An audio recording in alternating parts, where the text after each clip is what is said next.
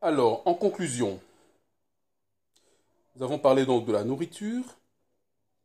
Nous sommes basés spécialement sur Lévitique 11 et Deutéronome 14.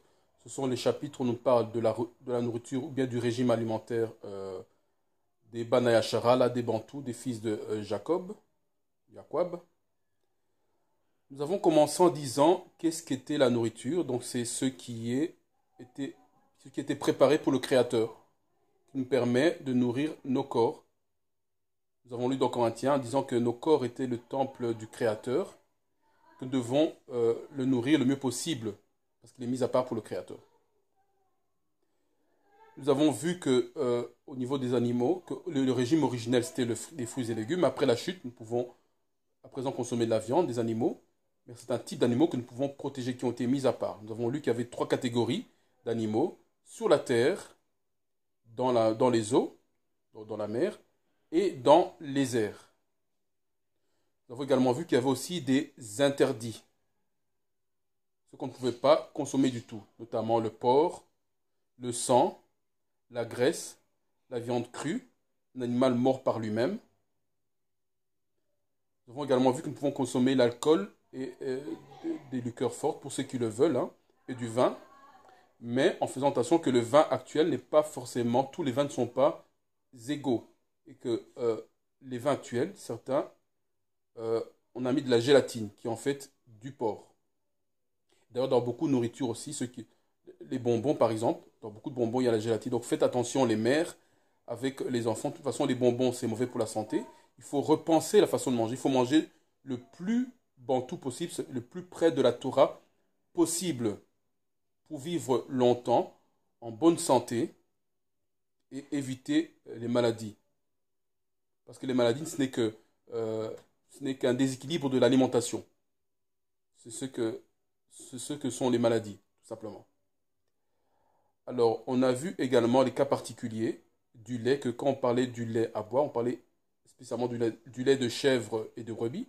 Et quand on parlait des dérivés donc du beurre et du fromage, à ce moment-là, on parlait de la vache.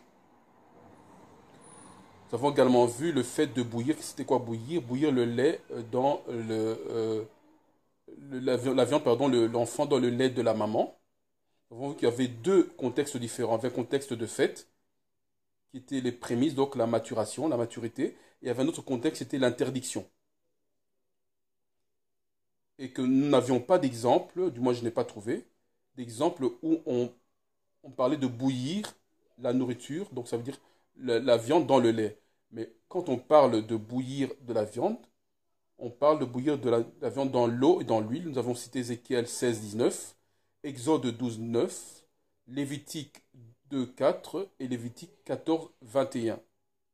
Quand on parle de bouillir la viande, on parle dans le lait, dans l'eau ou dans l'huile. On a également vu le cas des œufs et que rien ne nous indique qu'on mangeait des œufs. Donc ça veut dire des animaux arrivés qui ne sont pas arrivés à maturation, mais des choses qui ne sont pas arrivées à maturité. Que rien ne nous indique cela. Ainsi, on a parlé aussi des mélanges de différentes viandes. Mélanger même la viande et le poisson, manger cela en même temps. Que rien ne nous indiquait que c'était une coutume bantou qu'on retrouve dans les Écritures et que rien ne nous indique que c'est bon pour la digestion ou pour la santé. C'était donc notre étude sur la nourriture. Nous sommes, nous les Bantous, donc les hommes et les femmes, évidemment les enfants aussi, nous sommes en train de nous réveiller, par les francophones, nous sommes en train de revenir à notre véritable culture, pas la culture qui nous a été apportée des étrangers, mais notre véritable culture qui est contenue dans la Torah. Donc la Torah, c'est la culture, les Écritures sont la culture bantou, c'est la culture des Bana Yasharala. Nous sommes en train de revenir à cela. Donc je nous encourage à épouser le régime alimentaire décrit par le Créateur, par Yah, dans la Torah. C'est lui qui a fabriqué nos corps, qui a façonné nos corps. C'est lui qui sait réellement ce dont nous avons besoin pour fonctionner pleinement, fonctionner correctement et pour être en bonne santé. Une bonne alimentation, bon repos et l'exercice physique contribuent à avoir un corps qui est en bonne santé, contribuent à avoir un corps qui est disposé pour servir le Créateur. J'espère avoir été très clair et avoir répondu à la majorité des questions de chacun d'entre nous. Pour ceux qui n'auront pas reçu la réponse à certaines de leurs questions, vous pouvez toujours faire des commentaires et poser davantage de questions. Nous chercherons les réponses. À tous, shalom.